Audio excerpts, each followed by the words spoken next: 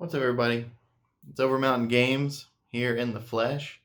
You've seen me before on my webcam, but here I am, not in front of a webcam. In fact, it is in front of my phone. I am bringing you a Everhart, first of many Everhart State of the Game.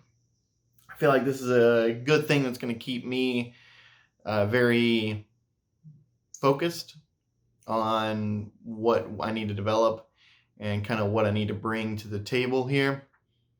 I feel like if I don't have a state of the game every month, I'm not progressing.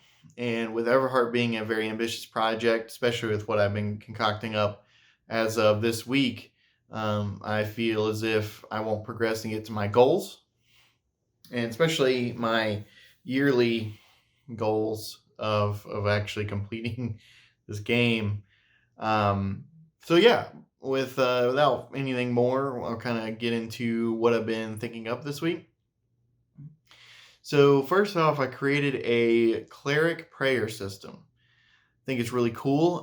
It functions very similar to a wizard, right? So a cleric would be a keyword that a character would have, that would essentially allow them to communicate with a belief system. So Salen is the god, goddess, or an entity, depending on what your culture believes.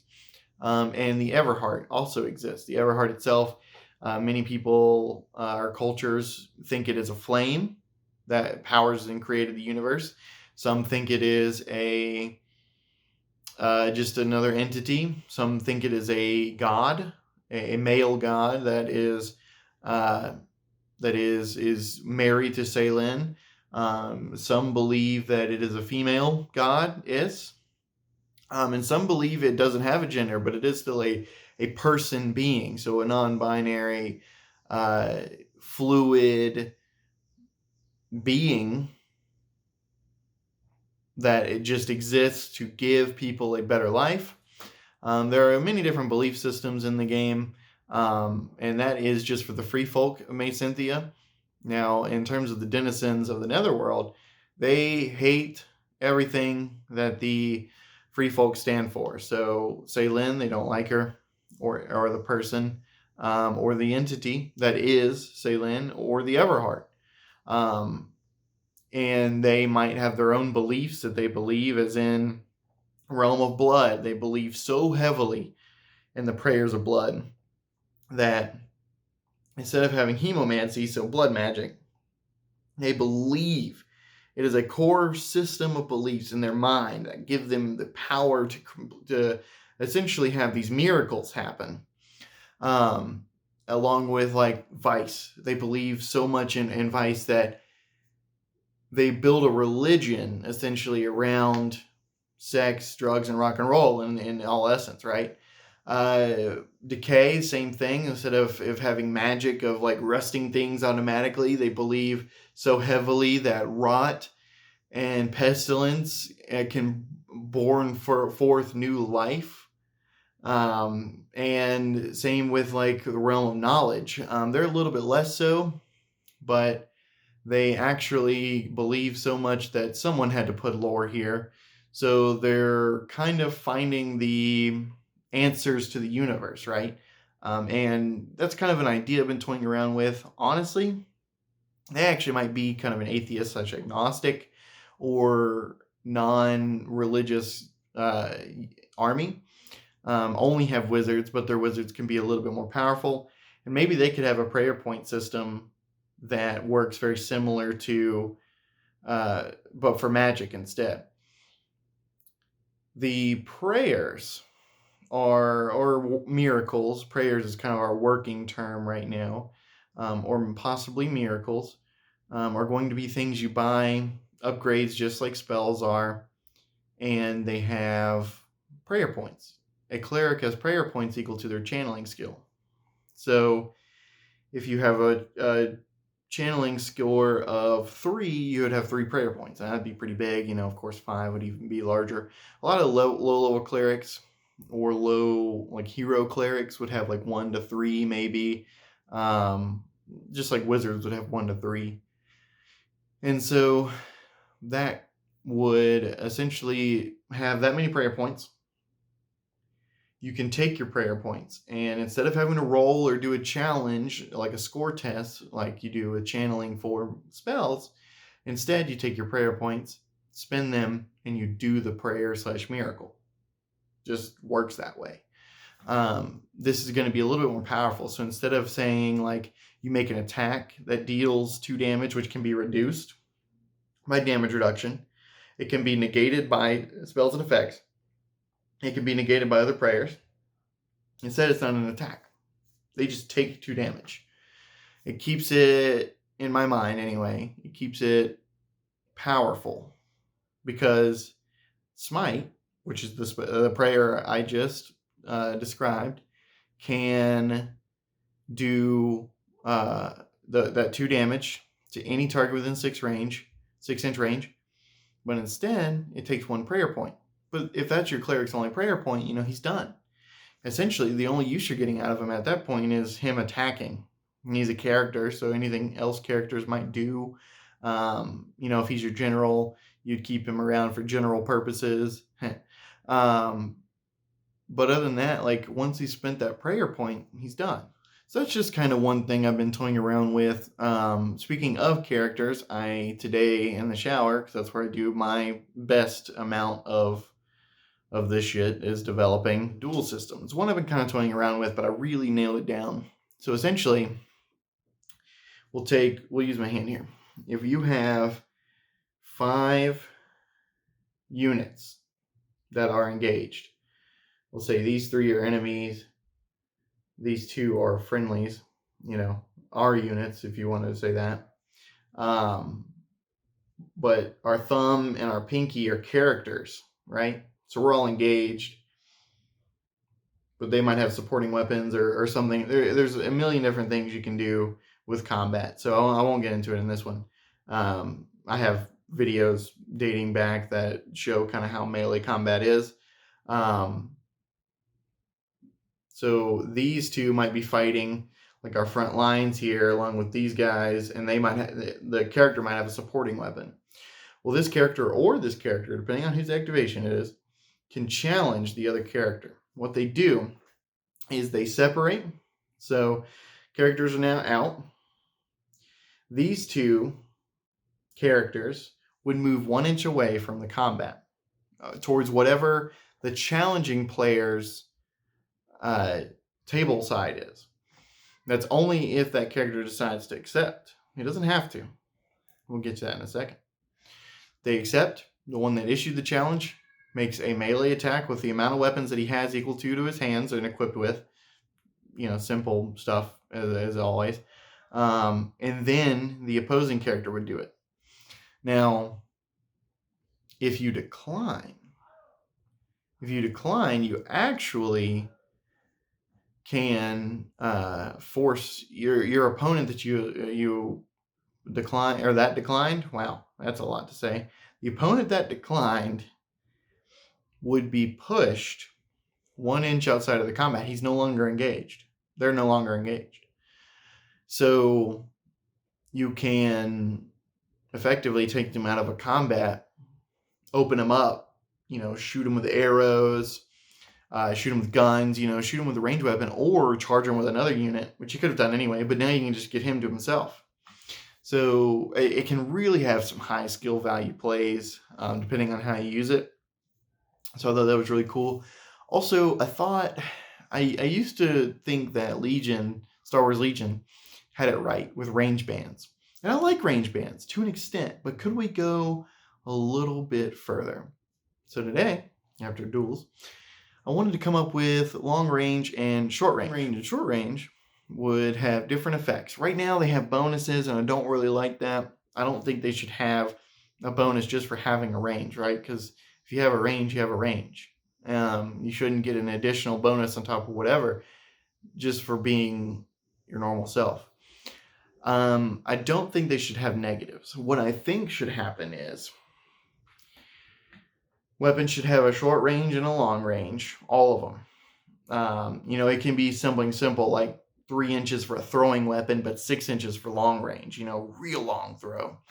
Blunderbuss, 6 inch for short range, 12 inch for long range, may not even hit.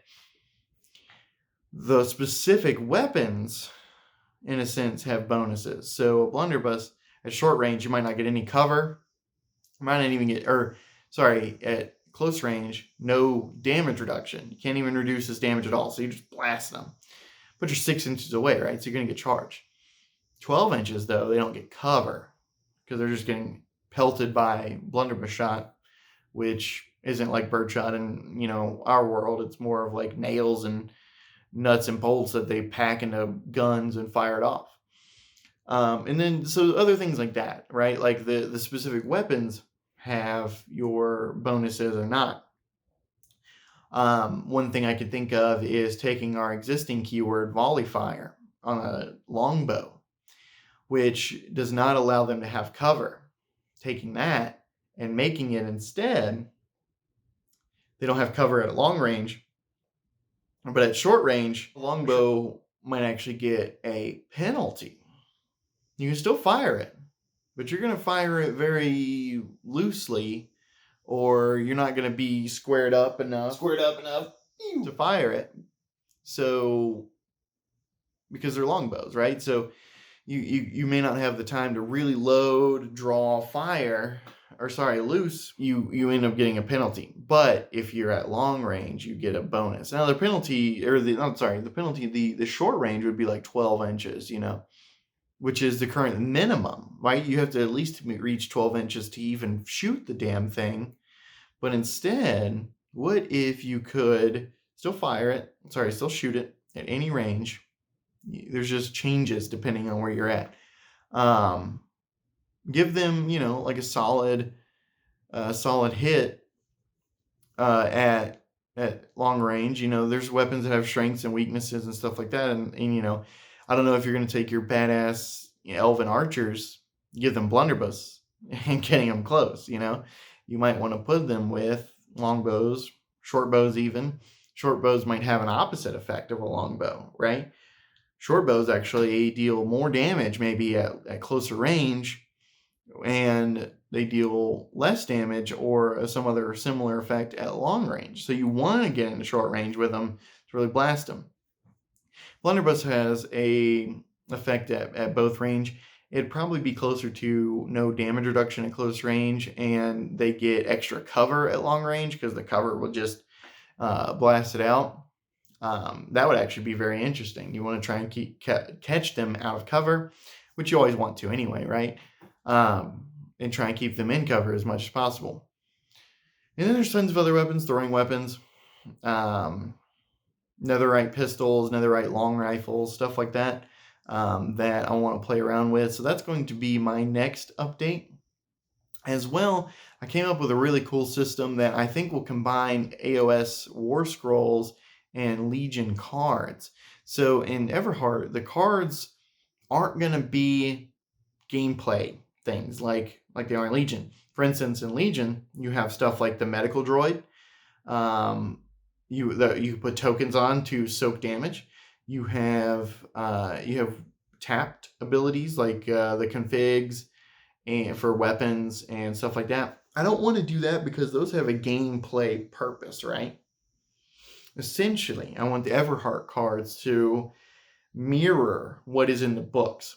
So still have the gold costs and all that stuff and making them printable. So that way they're not printed from us. So we stay with our fully digital plan. And we can update them anytime. You just reprint them as needed and just, replace your existing card. I think that the cards can be perfect for that. It can quickly show all your stats, all your weapons, because you would just put the card with it, essentially. Especially if you ever played Elder Scrolls Call to Arms, a lot of them have like equipment cards and stuff like that you put in their slots. It'd be something very similar to that. But again, they're not gameplay needed, right? You don't need to tap that card to do whatever. There might be consumables and stuff like that, but you might just flip it over and just say, oh, well, it's done, right? Like if you have a potion of health, it's a one use only, which I'll probably give a keyword of consumable because it makes sense. And consumables will be one use only items. And then you drink it, and you might just flip the card over and be like, okay, we're done. I've used it. But it wouldn't be a tap, because a tap assumes you can kind of recover it and stuff like that, which this wouldn't be. Again, the cards would have no actual gameplay purpose because your stats are going to be in your books. The gold costs are going to be in the books. Like all your upgrades are going to be listed in the main rule book and the army books. So these are just going to be gameplay aids, right? Not going to be actual gameplay items. I thought that was really cool. I never really played with cards much. I mean, in Legion, we would, but I never played with like War Scroll cards. But I'm getting that out to prototype tonight, and then I'm probably going to put it in Nan deck eventually and see kind of what I can build out. Kind of get a general layout. I want to kind of combine Legion's look with AOS's look in a sense, make it that more fantastical. I really love AOS's size. I think I get all my information just right on those. And there's not going to be any art or anything because, again, it's your vision. So whatever it looks like to you, that's what it looks like to you. I think that might be it for what I've come up with. I think I want to try and do these once a month and maybe a rules overview once a month maybe as well. I actually really like this because there's some things that I thought about just recording this right here that I have kind of come up with, and I'm like, maybe I should jump on that because this is not scripted. This is kind of made up off the cuff. Hopefully it feels like a little bit more close together.